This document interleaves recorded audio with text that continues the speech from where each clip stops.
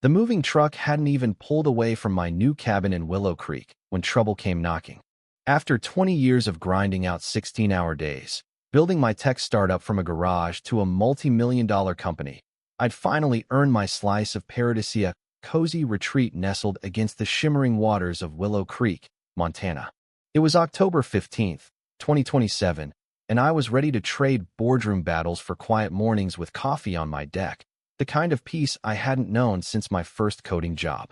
The air was crisp, the lake sparkled like a sheet of glass under the autumn sun, and for the first time in decades, I could hear my own thoughts. No emails, no investor calls, just the soft lapping of water against my dock. I was savoring that moment, my hands wrapped around a steaming mug, when the crunch of boots on gravel shattered the silence. Enter Margaret Voss, the HOA president, striding onto my property like she owned it. She was all business-tailored blazer, clipboard, and a smile that didn't reach her eyes. "Mr. Carter," she said, her voice sharp enough to cut glass. "I'm here about your shoreline. It's community property, per an agreement with the previous owner, Henry Blake." Her tone left no room for debate, and she waved a crumpled, hand-drawn map that looked like it belonged in a kid's art project. I blinked, caught off guard. I'd just bought this place, deed and all, with every inch of waterfront legally mine. But Margaret wasn't interested in my title documents. She barely glanced at the official survey I spread out on my deck table, stamped with county seals, proving my ownership to the water's edge. "Henry understood how things work here," she said, her eyes narrowing. "You'll learn, or you'll regret it." Her words hung in the air like a threat, and as she marched back to her SUV, I felt a chill that had nothing to do with the fall breeze. Something told me this cabin held secrets I hadn't bargained for. The next morning, I woke to a stack of violation notices pinned to my door. My navy blue doormat? Unapproved color, $75 fine. My lawn? 0.6 inches too tall, $100 fine. My wind chimes? Noise pollution, $150 fine. I laughed at first who finds someone for a doormat. But by day 3, with new notices piling up, I realized this wasn't a mistake. It was a campaign. Margaret was waging war, death by 1,000 paper cuts, designed to break me. I didn't get angry, though. I got analytical. Years of debugging code taught me to spot patterns, so I started a spreadsheet, photographing every violation with timestamps and GPS coordinates. If Margaret wanted a fight, I'd build a case that would bury her. I began poking around the neighborhood, camera in hand, playing detective. Margaret's own house was a jackpot of hypocrisy and oversized campaign signs screaming against HOA rules, an unapproved fence extension, and her unleashed terrier yapping freely despite the pet policy. The irony was almost poetic. Then I met Ellen, a nervous retiree tending her roses like she was hiding a crime. Henry Blake had the same trouble with Margaret, she whispered, glancing over her shoulder.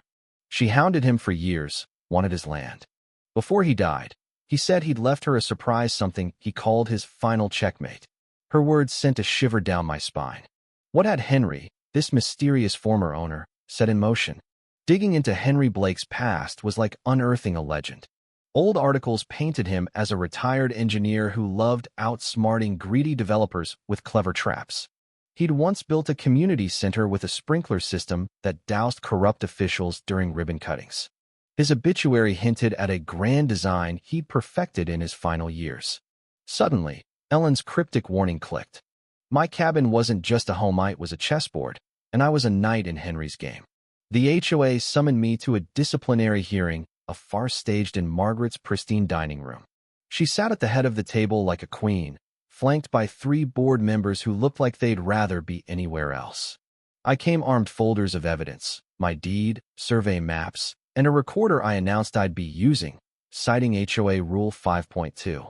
Margaret's face twitched, but she pressed on, dismissing my documents and slapping me with a $2,000 fine plus daily penalties unless I surrendered my shoreline. "We'll lien your property if you don't comply, Mr. Carter," she said, her smile venomous. One board member, Paul, shifted uncomfortably. "Margaret, a lien for a doormat? That's extreme." She silenced him with a glare, but I saw cracks in her armor. I hired Sarah Klein, a lawyer with a wall full of victories against rogue HOAs. She dove into my evidence like a bloodhound, spotting what I'd missed. Margaret's brother, Voss Construction LLC, had filed permits for a luxury resort, but every application was rejected for lack of road access that would run straight through my shoreline. This wasn't about community standards. It was a land grab for profit. Sarah uncovered the kicker. Henry had placed a conservation easement on my waterfront 10 years ago, banning any development. Violating it carried $15,000 daily federal fines. Henry hadn't just protected the land. He'd rigged it to trap someone like Margaret. The climax came when my security cameras caught Margaret directing contractors to install fence posts on my protected shoreline while I was at the store. "Start now. We'll sort the permits later," she barked, oblivious to the lens recording her every word. The contractors hesitated, asking for environmental clearances, but Margaret waved them off. I called Sarah, who orchestrated a takedown like a symphony. Within an hour, a county surveyor, building inspector, and sheriff's deputy swarmed my property. Neighbors gathered, sensing blood in the water. Ellen winked at me, whispering, "Henry, surprise." Margaret's face drained of color as the surveyor confirmed the illegal posts. The inspector issued a stop work order, and the deputy handed her a trespass citation. The contractors dropped their tools, refusing to touch the radioactive job. "I'm the HOA president." Margaret shrieked, but her title meant nothing against federal law. The community erupted. I mailed evidence packets to every household, photos of Margaret's violations, her brother's resort plans, the conservation easement. At an emergency meeting, the community center buzzed with outrage. Neighbors shared horror stories, fines for mailbox colors, playgrounds banned, even books in windows deemed clutter. Margaret tried to spin her tale of community development, but the crowd drowned her out. Sarah laid out the timeline of Margaret's crimes, and Paul, the wavering board member, admitted, "We didn't know about the easement or her family's scheme." An elderly widow, Mrs. Thompson, stood and moved to oust Margaret as HOA president. The vote was 25-1, Margaret's lone vote for herself echoing in the stunned silence. But Margaret wasn't done. Cornering me after the meeting, her eyes wild, she hissed, "You think you've won, Carter, but Henry's last trick isn't what you think. There's something in that cabin you'll wish you never found." Her words lingered like a storm cloud. At her final desperate HOA meeting, she claimed Henry promised her the shoreline, but I turned the tables. "Margaret, why did Henry lock this land in a conservation easement a decade ago?" I asked, laying out a map Sarah had prepared. "You chased my worthless shoreline while ignoring Lot 9, fully permitted for development, no restrictions. Henry's company bought those permits 10 years ago.